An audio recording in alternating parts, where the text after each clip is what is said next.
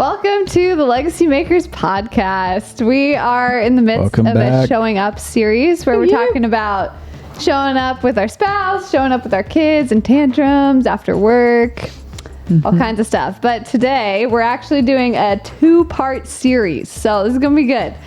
Today we're talking about showing up with the sex talk. And for the first part, it's the sex talk with our spouse. So really looking Didn't expect that one, did you? We're gonna look at how do we have these talks with each other about sex? And now I think this is something that a lot of people don't do, honestly. We talk about sex, I think girls maybe talk about it with their girlfriends. Guys, from my talk about it seems like, I don't know, maybe you don't talk about it at all, but it's come up here and there. Okay. How was last night? I mean, are we talking together, like as a spouse? Right. Because I think a lot of times this topic in the marriage can feel very vulnerable and exposing, which are things that would keep us away from that. But the reality is, I mean, God made sex to be a gift and made it for marriage. And so it's supposed to be something that we delight to talk in, right? We delight to talk about. And how are we ever going to like grow in our sex life if we're not able to discuss it together and talk about it together? And so I think this is huge and this is key. Yeah, and so absolutely. Then looking at, okay, how do we go about this? How do we actually show up for this? Yeah. I think one of the keys really is just to, get vulnerable and do it. I think something that we have seen is, I think even like talking about what you enjoy, what you don't enjoy in a really like non-judgmental way, right? Like, I love when you do this. I don't like when you do that. Let's do more of this, or I'd love to try this, right? There's so many ways we can talk about it in a way that is fun and not in a way that is blaming or judgmental. But what do you guys think? How do we show up in this area? Well, I'll just go ahead and start right off the bat with just the fact that like we live in an age of technology and a pornified culture. And we, if you're a millennial like me or younger, you're growing up with ideas of what sex could be like, or maybe is supposed to be like. Should be, or should be like. Based on what we see on TV, on the computer, in magazines, advertisements, Instagram, you see it all over the place. And right off the bat, as soon as people talk about it, there's like trigger. It's a trigger response because it triggers the thoughts, triggers the visualizations the visuals that you've seen in your past. And so often there is an immediate sense of, like we were talking about earlier, shame. Like, oh man, I kind of have this idea and it's like, I don't know if it's right and is it good? And you kind of just are entering into, and I'm speaking from a place of just this is my own experience, entering in a place of like, I'm kind of confused and it doesn't feel right for me to be confused, especially as a man. I think in this area as men, there's this expectation, at least amongst other men, that you've got to have it going on, in a sense. You have to perform well, in a sense. Right. And you grow up in that. And so then when you get into marriage, you've got all these preconceived notions. And it's an interesting dynamic, having just like an intimate, vulnerable conversation.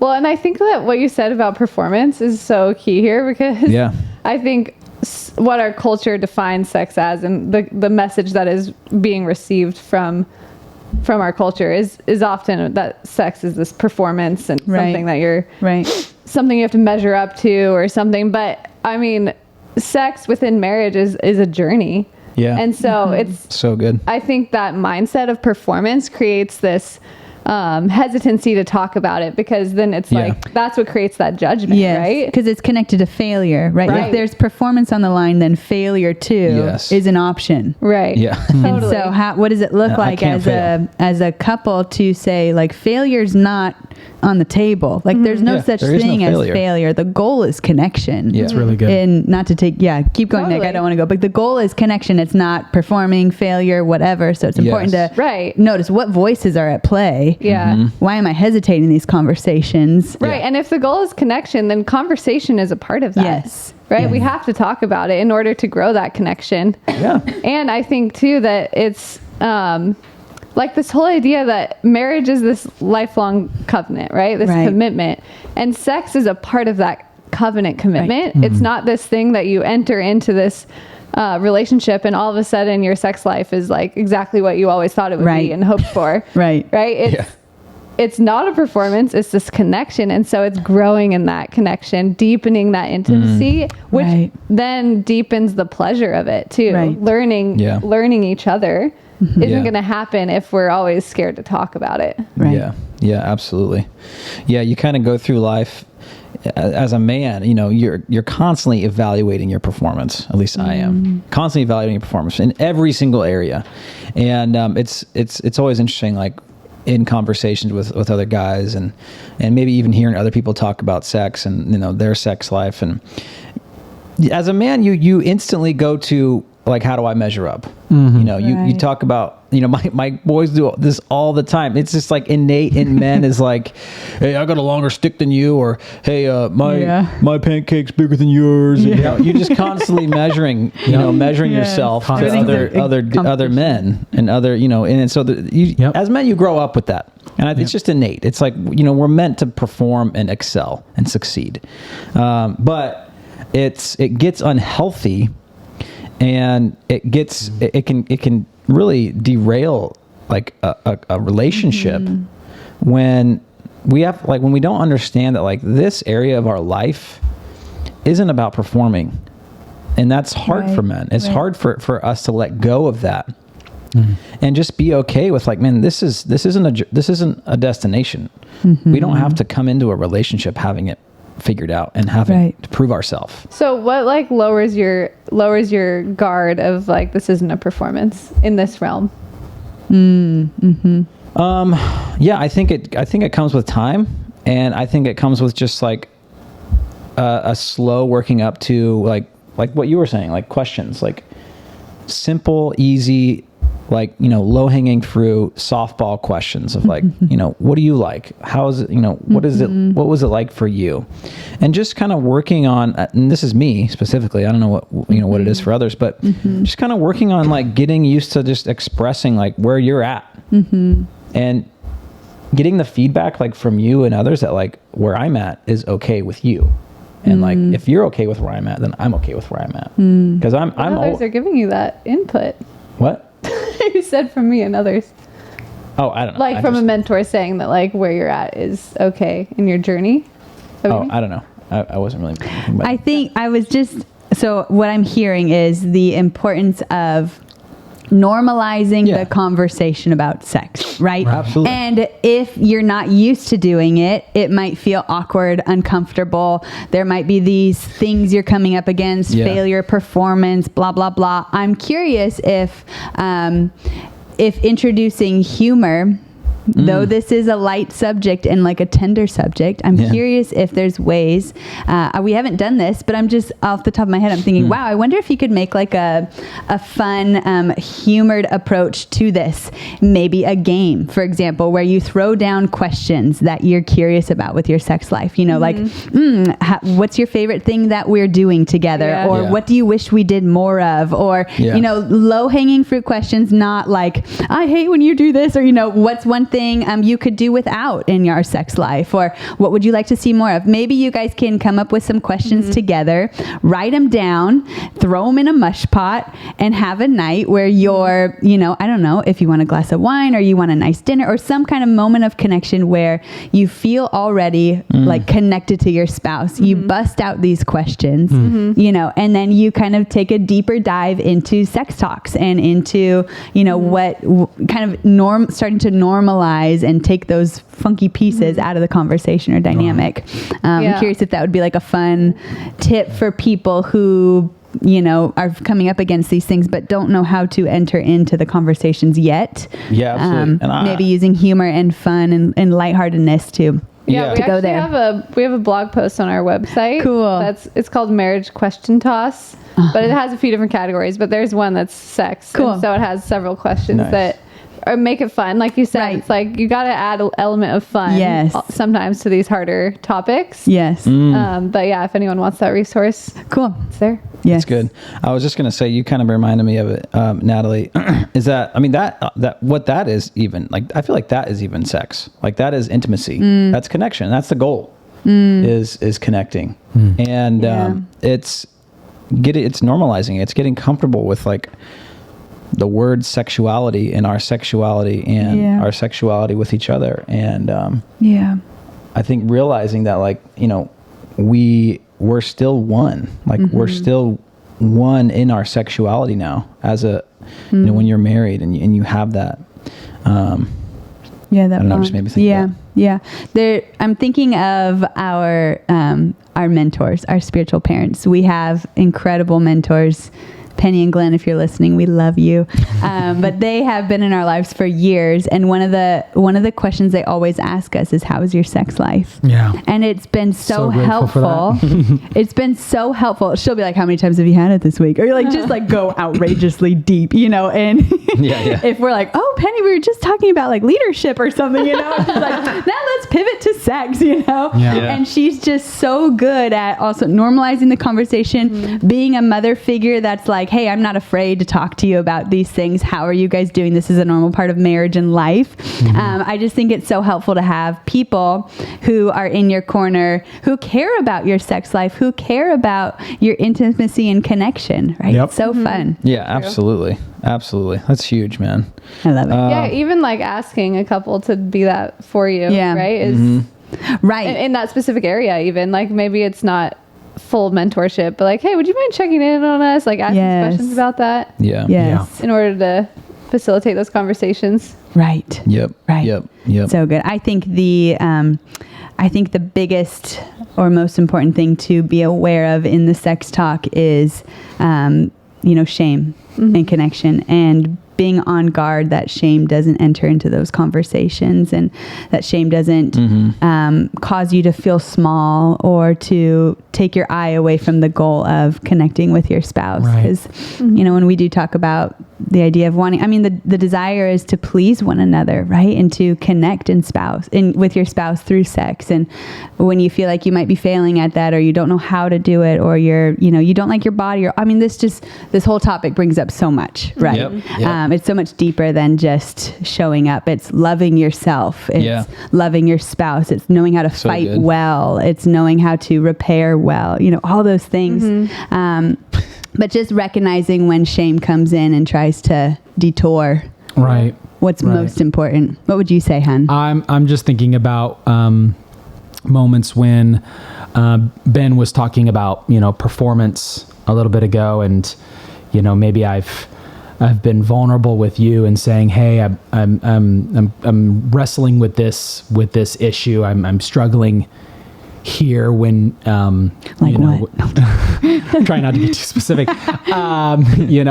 When we're having sex, and we've been okay with expressing those concerns to one another, and it's so helpful when I can hear you say, oh my goodness, I'm so glad you mentioned that. Like, you do not need to be embarrassed about that. Yeah. And then we have a moment of like, like, is there something that I can do differently? Is there something, how can I help you in that? We just kind of like take the sting out of it. Yeah. Like, oh, okay, it's just you and I, right? It really like makes the conversation very personal. It's like, no one else cares. Low stakes, yeah. Exactly right. It's not, we're not like shooting for something specific every time, right. But if I make this known to you and you tell me like, you don't need to worry about that. I'm just glad you brought it up. Right. It has been helpful for us. Yeah, that's Yeah. I think an important thing to note too is how much our physical intimacy is tied to our emotional intimacy as a couple. And often you'll find like if your emotional intimacy is low, your sex life is also low, and vice versa. Yeah. Like, Yes. They go together. And spiritual. Absolutely. I would say spiritual. Yeah. Spiritual is tied to it too. Yeah. Right. Often, I mean, if you're if you're not really praying together that much, like same is true. I feel like. And I feel like it can often be like maybe the woman is feeling like, I don't want to have sex until we have a good conversation. Like I'm not wanting that, but often it's if you just have sex, then a good conversation is going to come real soon.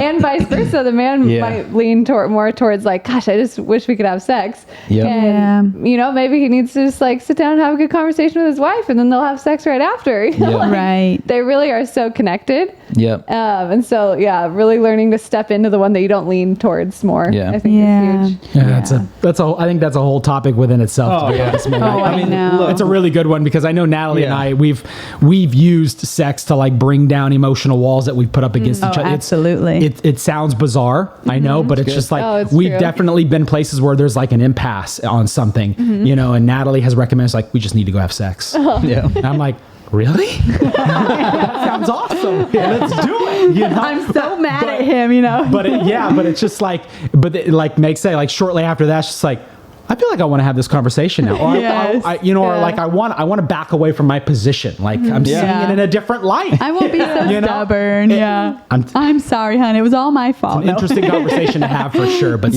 something to consider. And just this also might sound crazy, but the beauty of sex as like spiritual warfare. So there have been times when Aaron and I have been in, and this isn't so much showing up for the talk, but this is showing up in the battle, right? Like mini part of the mini part of the series. No, but showing up when we'll be just fighting about something. I can't ever remember what it is, but it feels huge. It feels impactful. And the last thing I want to do is touch him, and the last thing I want him to do to me is touch me. But there's something about, if we unite with our bodies in this moment, like something will break, something, because the Lord sees it as worship unto him. It's something he made to bring pleasure to us and to just glorify him. And it's a beautiful just portrayal of unity, right? I mean, it's just this like prophetic act of unity with another person. It's wild to think about. So true. And so there have been times where we are just, cannot figure it out, and we'll look at each other and just say, we need to have sex. And like, we are fighting to that point, we're just like, oh, but then we do. And it's like, it feels like the attack is over, or the warfare is like, can't hold against. Okay. And you can choose not to answer, but like, have you found in those moments that the sex is better, really good? Oh, it's better. Absolutely. Absolutely. It's so weird. I don't know why. I don't know how to explain it, but sex after fights, sex in the middle of battles, like it's a great tool, and it's never to manipulate. It's never to, try to get what you want, but it is to come together for the purpose of unifying. Absolutely. I love that. I love how there's like, that's like, it breaks a spiritual stronghold. Supernatural, and you can't explain it. It's like, it's a mystery. But it's the truth. And I think there is such a spiritual component to it. And how our sexuality is, I would argue is I would say the core essence of what makes a human is like our sexuality. It's like the very bottom layer of who we are. And we we being felt and known in the way that God designed us to be known and felt in our sexuality in that way. Wow. And I would say too, I know that there are couples out there that struggle, just like all of us have struggled in this area, but maybe in more physical ways. Maybe it's hard for some, maybe it's painful for some. Right. But whatever the struggle is, if there is like a block, I would say, or it's been a long time, like just remember like the power that sex has for a marriage to unify and to reunite, and to take the extra. Maybe there is extra work that needs to be done if you're not experiencing the unifying power of sex. and the beauty and the freedom of sex in your marriage, I would just totally recommend that, like, whatever you're going through, if you're listening to this, to try and get some sort of like help. Yes. And to work through some of the personal issues that are keeping you back from experiencing what God intended in your sex life with your spouse.